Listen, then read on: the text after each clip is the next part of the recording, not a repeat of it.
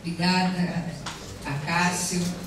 Acho que a tua fala deixa muito claro que cada vez mais o racismo se reinventa, e a gente precisa estar atentos para isso. Passar a palavra agora para Juarez Xavier, da Unesp. Bem, bom dia a todas, todos e todas. Meu nome é Juarez, me autodescrevendo. Sou um homem preto, tenho cabelo embranquecido pelo tempo. Eu vivi mais tempo que meu pai viveu. Morreu mais cedo do que eu, assassinado. Tenho aqui à minha esquerda, sempre à esquerda, esse moleque. O Acácio. A gente se conhece há muito tempo. Ele chegou na PUC e eu gosto de brincar que ele foi meu calor. Eu já tinha passado pelo DCE, ele é uma das coisas boas, então. À minha direita, a Débora, que é a minha supervisora, depois eu falo um pouco sobre isso. A mulher preta, pretinha, camarada, querida, amiga e tal. E vou falar um pouco sobre a minha percepção da universidade, sobre as políticas de ação afirmativa. Eu não vou falar em nome da Unesp, porque eu não sou mais presidente da Comissão de Heteroidentificação. Adotei essa comissão, fui presidente dessa comissão de 2016 a 2020 e tive um período muito privilegiado entre 2017 e 2020, porque era assessor da reitoria da universidade. Então eu tive um momento muito importante. Queria ter sido da Comissão de Heteroidentificação, mas como minha filha é sempre negra, eu sou um homem sem vergonha. Eu não consegui abandonar uma paixão antiga para ter uma paixão nova. Mas com certeza vou fazer isso esse ano. Eu saio da Comissão de Heteroidentificação e eu fiz um pacto com a minha supervisora que eu não vou adoecer nessas loucuras da universidade. Eu tenho muitos anos para viver ainda. Sou um jovem, homem de 64 anos, quero chegar até 80, no mínimo. O Acácio já lembrou uma coisa muito legal, tem uma fala que é um Muriqui de Exu, que diz que ele acertou um pássaro ontem com a pedra que atirou hoje.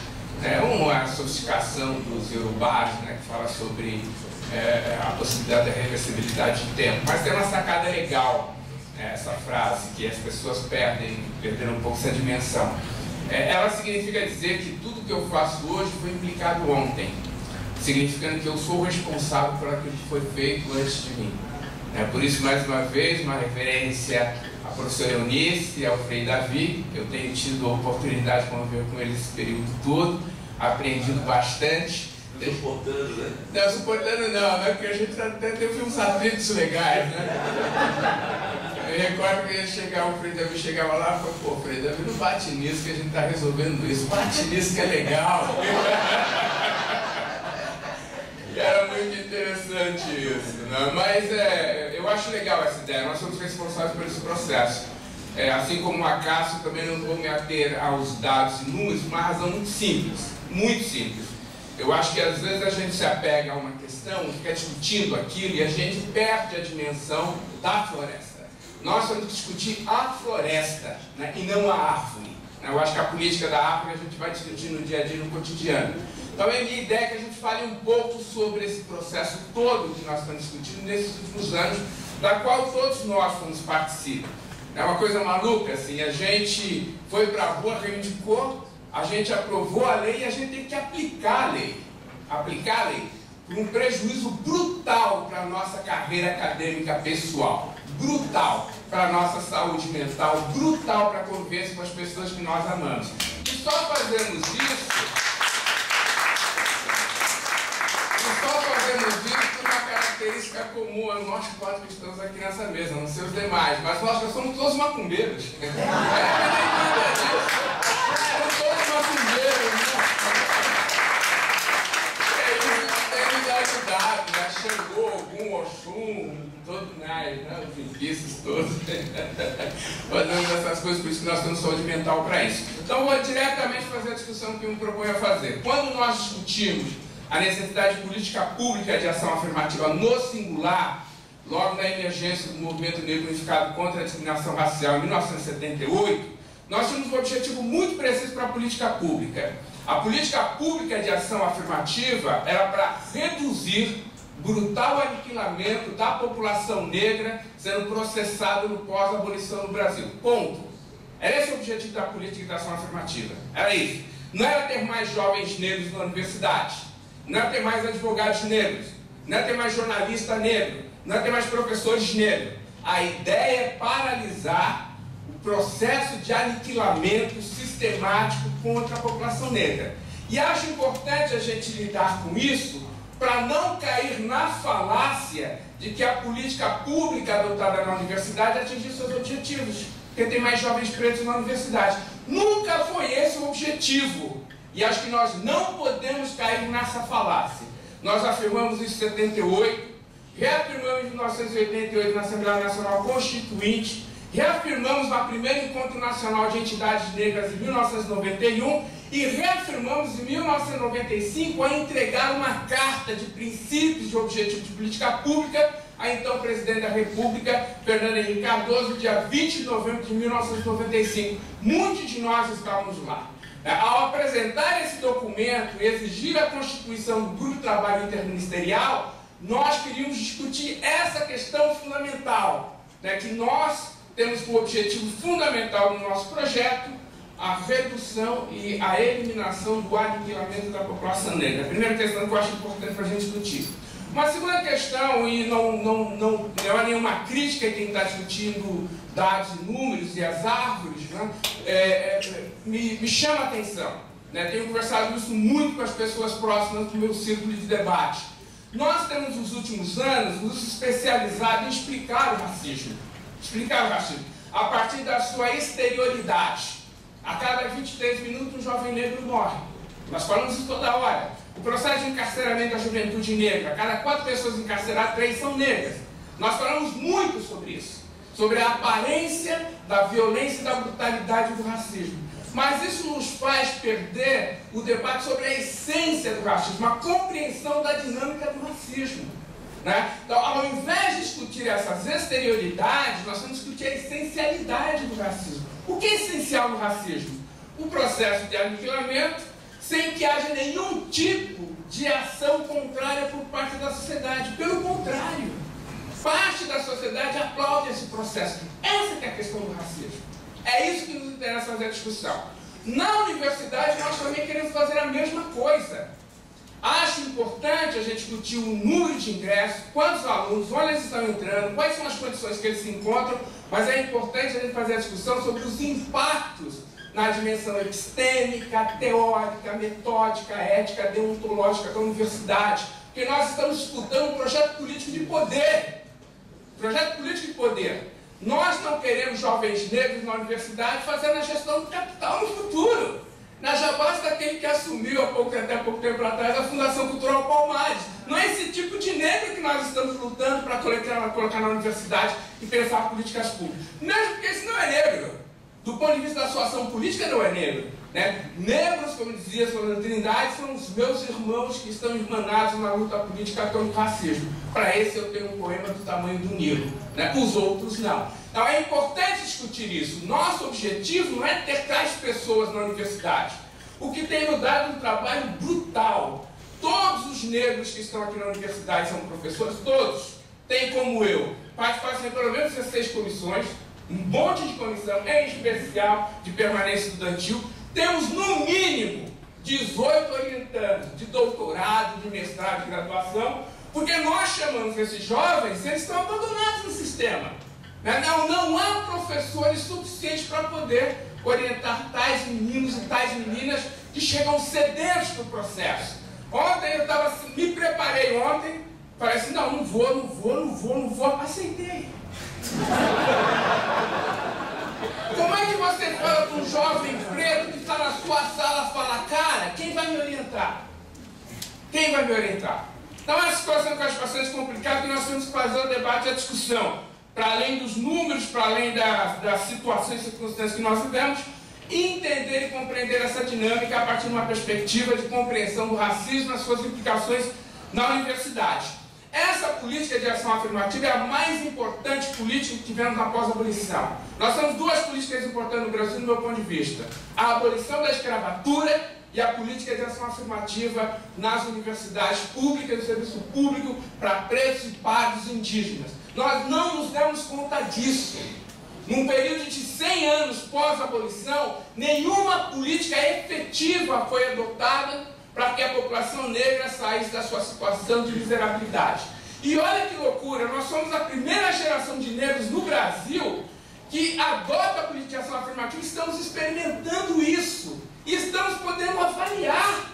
É a primeira geração que tem essa possibilidade no Brasil, diferente de todos os outros grupos, exceto os indígenas, que têm essa possibilidade. Por isso que nós não podemos nos ater em questiúnculas, em questões menores. Nós temos que avançar para o debate sistemático dessa questão, muito mais radical. Compreender a natureza das magnitudes dessa política pública e não ficar discutindo aquelas questões menores, onde sempre nos colocam no debate político, onde sempre somos colocados no debate político. Então eu quero partir desse pressuposto. É a mais importante política pública adotada no pós-abolição para a população negra, e nós estamos vivendo como jovens homens negros, jovens velhos homens negros, né? Não dá pra... Se a minha filha atacar, ela puxa minha orelha, ela fala, pô, tá reivindicando, você quer? Pô, não é isso não, neguinha, ela tá assistindo, não é isso não, não é isso não. É do Oxum, eu não brigo com mulher do Oxum, não é isso não. Eu sou velho. Mas é uma oportunidade nova que nós temos para poder fazer essa discussão, esse debate enquanto estamos vivos. E isso eu acho bastante importante e fundamental. Por que é importante? Primeiro, que ela denunciou as pré-condições de construção dessa monstruosidade que é o Estado brasileiro. Denunciou essa situação e circunstâncias. Três em especial. Denunciou a ideia da descartabilidade humana da população negra. Esse é um fator fundamental, decisivo para compreender a dinâmica desse país. Não entendeu isso, não entendeu o racismo. Eu até estava comentando com uma amiga minha, jornalista da Globo News, ela falou, pô, o cara foi lá, pisou no pé do outro, tal. Isso é racismo estrutural. Eu falei, pô, para com isso. O racismo estrutural é o aniquilamento. Vamos parar com essa banalidade. Vamos parar com essa banalidade. Não entendeu isso, não entendeu a natureza do racismo. Você que já andou pela África, no apartheid, por exemplo, da África do Sul, a gente entende o que é segregação. Né? A gente entende, está explícito. Quem andou pelo sul dos Estados Unidos, no Jim Crow, nós entendemos isso. Mas nós temos que entender que isso se reproduz no Brasil e entender a natureza desse processo. Então é importante, na nossa opinião, entender as pré-condições que instituíram o Estado brasileiro, que tem a ver com a questão da universidade. Descartabilidade humana, apartheid e subcidadania. É isso que marca a condição de vida e morte da população negra. É por isso que nós reivindicamos políticas públicas de ação afirmativa. Essas pré-condições, elas fundaram, estruturaram e replicam a brutalidade radical em todas as instituições tangíveis e intangíveis do Estado brasileiro. Todas, todas. Inclusive na universidade, que teve como pressuposto fundamental o racismo para fundá-la, estruturá-la e replicá-la. Né? Esses rudimentos estão presentes na universidade hoje. Esses rudimentos do racismo científico estão presentes na universidade hoje. Não se usa mais o que se falava no século XIX, até não, nós somos nos 80, né? Nós estamos na PUC também, somos filhos da PUC também. Né? E tinha lá o Grupo Negro da PUC, né? Dirigido pelo Abdias. E uma das coisas que a gente discutia era o seguinte: como é que na prática cotidiana da ação política a questão do racismo se expressava na universidade? Mas se expressa hoje também. Né? Quando alguém fala sobre a excelência de um trabalho, sobre o mérito do trabalho, na pós-graduação, por exemplo, as distribuições de recursos de permanência se faz a partir do mérito e não a partir da necessidade. Né? Isso não é política de permanência, na minha opinião. E é tudo muito bem aceito. Tudo muito bem aceito. Então nós temos uma situação de fundação, estruturação e replicação do racismo em todas as instituições tangíveis e intangíveis da sociedade brasileira. Nos mecanismos de persuasão e nos mecanismos de coerção. Né? Em todos os mecanismos do Estado brasileiro de coerção. Polícia Militar, 13 de maio de 1809, né? Guarda Nacional em 1831, né? Os mecanismos de persuasão, a fundação da Escola de Medicina em 1808 em São Paulo, em Rio de Janeiro e na Bahia, em Salvador, né? A instituição da imprensa em 1808, né? A presença da expedição francesa em 1816, a Constituição de 1824, a Constituição de 1891, a Constituição de 1934, a Constituição de 1937, a Constituição de 1946, a de 67, rompida em 1988. Então há todo um processo de fundação, estruturação e replicação do racismo, que implicou a fundação de um Estado patriarcal, segregacionista e supremacista racial branco, em todas as instituições. Alguém tem coragem de negar que a universidade não é isso? Que é patriarcal, segregacionista, supremacista racial branca? Né? É esse o pressuposto, na minha opinião, da política pública na universidade. Temos partido, na minha opinião, desse pressuposto. É um espaço de reprodução patriarcal, segregacionista, supremacista racial branco. Naquilo que nos interessa, a universidade replica essa dimensão. Por isso nós adotamos um critério para estudar essa realidade. Nós queremos avançar para uma metódica para compreender esse modelo de universidade e a situação que nós nos enquadramos. A universidade não é um ente mítico, ela reproduz essa dimensão e nós estamos tentando, com a supervisão da Débora, num projeto aí de pós-doutorado com os meus colegas do nosso grupo de pesquisa que estão aí, né, avançar na construção de uma metódica para que a gente possa fazer a leitura dessa mudança na universidade. Para a gente poder compreender, não explicar, compreender o que está se processando na universidade. Nós apropriamos de um conceito desenvolvido pelo professor Milton Santos, num livro lançado em 2001, chamado Por uma Outra Globalização. O professor Milton Santos vai dizer o seguinte: há tão complexo o processo de globalização que existem 3 globalizações numa. Para entender a globalização, tem que entender essas 3 globalizações numa. Uma é a globalização da perversidade, da destruição, da monstruosidade, outra da fabulação, né, e outra das possibilidades. Na nossa opinião, nós estamos vivendo uma situação, em função dessas mudanças de política pública, 3 universidades numa. 3 universidades numa. Nós estamos experimentando nas nossas instituições de ensino 3 universidades numa, a partir da provocação da política de ação afirmativa adotada por algumas instituições em 2012, mais tarde em 2013, 14, 16 e assim sucessivamente. E são essas 3 universidades que nós temos que pensar. A primeira, e eu sou absolutamente responsável por essa irresponsabilidade. A Débora tem me conduzido da melhor forma possível, mas eu sou responsável por essa irresponsabilidade. A primeira universidade da perversidade é a universidade que vive do rudimento do racismo científico da universidade instituída, pelo ensino superior instituído no século XIX. Essa instituição, ela vive ainda nas nossas instituições universitárias, né? Essa é a prática do processo, né, do racismo científico, né? Vive no debate instituído nas universidades, na minha opinião. Quero pegar um exemplo que para mim é clássico dessa situação. Há uns anos atrás tivemos um caso de racismo na nossa universidade.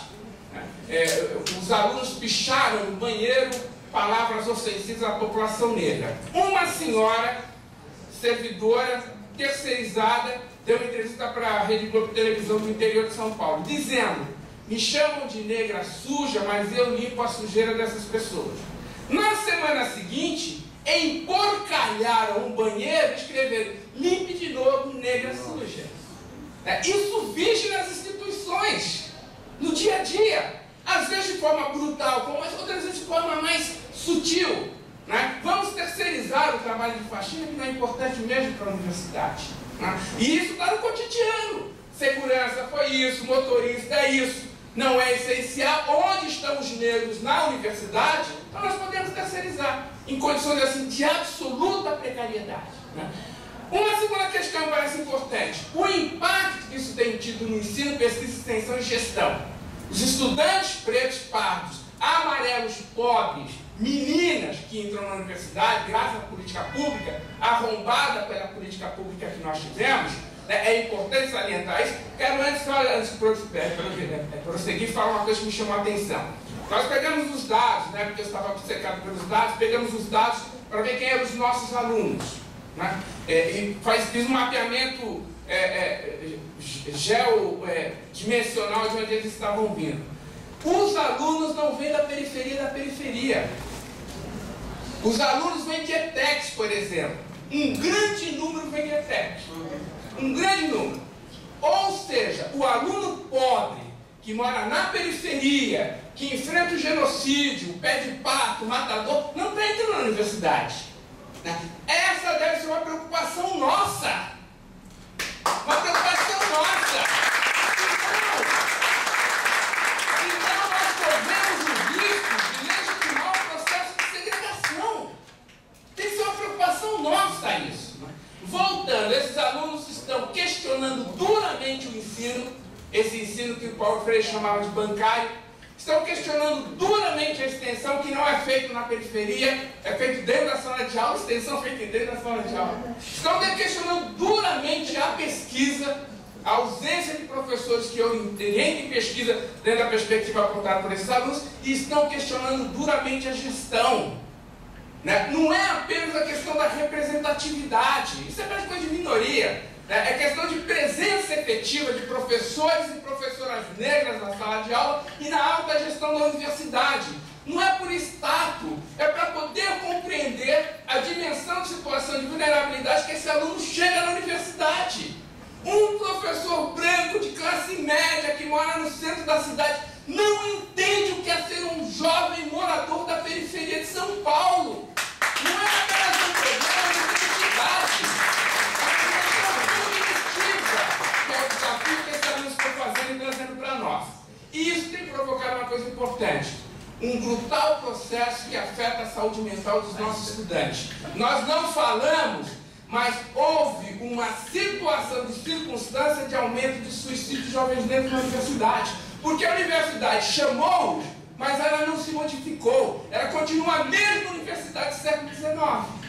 Esses alunos estão sofrendo com a saúde mental e não conseguem absorver a possibilidade de ser primeiro, talvez, da sua família, estar numa universidade pública, gratuita, de qualidade, etc, etc. Essa é a universidade perversa que nós enfrentamos no dia a dia. A discussão é que há um aumento da demanda, que ela é elástica, mas o orçamento é inelástico. O orçamento é inelástico. Esse é um debate político que nós estamos fazendo nos nossos colégios superiores. Há também a universidade da fabulação. Essa é que a gente mais encontra na universidade. E a gente tem que diluir essa bruma da fabulação. Todos nós parece que nós temos êxito na política. Eu não vi até agora, quem continuar, a política não foi vitória. Temos êxito na política. Aumentou a presença, aumentou mesmo. A presença de jovens pretos, pardos, mulheres, amarelos pobres, brancos pobres. Assim como aconteceu nos Estados Unidos, quem mais entrou, quem mais favorecido foi o jovem branco pobre. É como aconteceu nos Estados Unidos. Quando você pega esse tipo de política que nós adotamos, que faz com que o recorte social venha à frente do recorte étnico-racial, quem mais entrou foram os jovens brancos, pobres. Pega em qualquer universidade. Quantos jovens brancos entraram na escola pública? Tem mais que jovens pretos. Acho que é legal a gente estar atento a essa perspectiva, por várias razões. Então a gente fala que isso é legal, que nós estamos acolhendo a diversidade, e que isso provocou uma curva de conhecimento na universidade a partir da diversidade. Legal isso, mas isso não está no cotidiano da universidade, no dia a dia da universidade. Na nossa opinião, a gente precisa avançar para uma perspectiva diferente nessas políticas públicas, nós que somos responsáveis por essa política, que fomos à rua em 78, que fomos em 88, que fomos em 91, que fomos em 95, que não saímos da rua nesses anos todos. A primeira questão é rever radicalmente as dimensões da universidade pública, rever a questão do ensino, rever a questão da permanência, rever a questão da pesquisa, rever a questão da produção de conhecimento na universidade. Mais do que entender os problemas, é avançar na perspectiva da compreensão. E E olha que coisa legal, até gosto disso, ó. Acho legal que o movimento estudantil, fui presidente da PUC de 82 a 84. E fui diretor da União Estadual, ocupamos aí, e depois também fui diretor da União Estadual dos Estudantes, né? Então, o movimento estudantil tem toda a legitimidade de estar aqui fazendo essa manifestação e tem todo o nosso apoio, né? E me chama a atenção...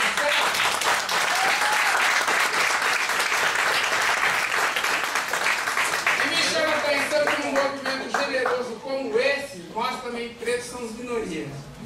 Me chama a atenção. A gente tem que, de fato, arrombar esses processos todos por várias razões. Encerrando, que eu já passei do meu tempo, o que serve, o que fica dessa reflexão que nós estamos fazendo? 4 desafios. Quero propor para a gente pensar juntos 4 desafios. O primeiro desafio é o desafio epistêmico. Nós estamos na universidade não para reproduzir passivamente a forma de produção de um conhecimento classificado por nós, por ser patriarcal, segregacionista, supremacista racial branco. O desafio na universidade é a disputa epistêmica. A disputa epistêmica. Entender a compreensão epistêmica daquilo que nós estamos fazendo na universidade. Uma segunda questão é o desafio teórico. Desafio a vocês pegarem qualquer plano de aula, de qualquer disciplina, de qualquer universidade pública e fazer uma pesquisa sobre as referências bibliográficas. As referências bibliográficas são de homens brancos dos Estados Unidos e da Europa. Não tem indígena, não tem negro, não tem latino-americano, não tem gays, não tem lésbica, não tem trans, não tem nada, só tem homens brancos. Fazer essa disputa teórica é importante. É extremamente fundamental por várias razões. Por várias razões. O terceiro desafio que nós temos é metódico. Esses jovens que entram na universidade agora, há 50 anos era considerado objeto de estudo. Pretos, pardos, indígenas, mulheres, gays, lésbicas, trans, pobres eram considerados objetos de pesquisa, objeto de estudo. E são esses grupos que hoje entram na universidade numa revolução iniciada nos anos 60. O nosso desafio é metódico, é compreender essa mudança profunda que há entre você ser objeto de pesquisa e ser sujeito da produção de conhecimento.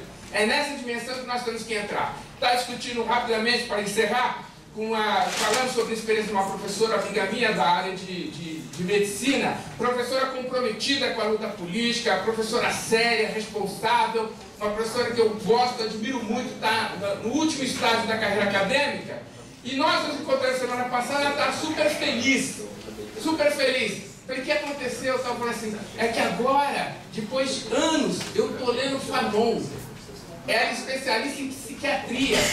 Uma aluna que ela está orientando em iniciação científica do primeiro ano deu para ela a possibilidade de conhecer Fanon.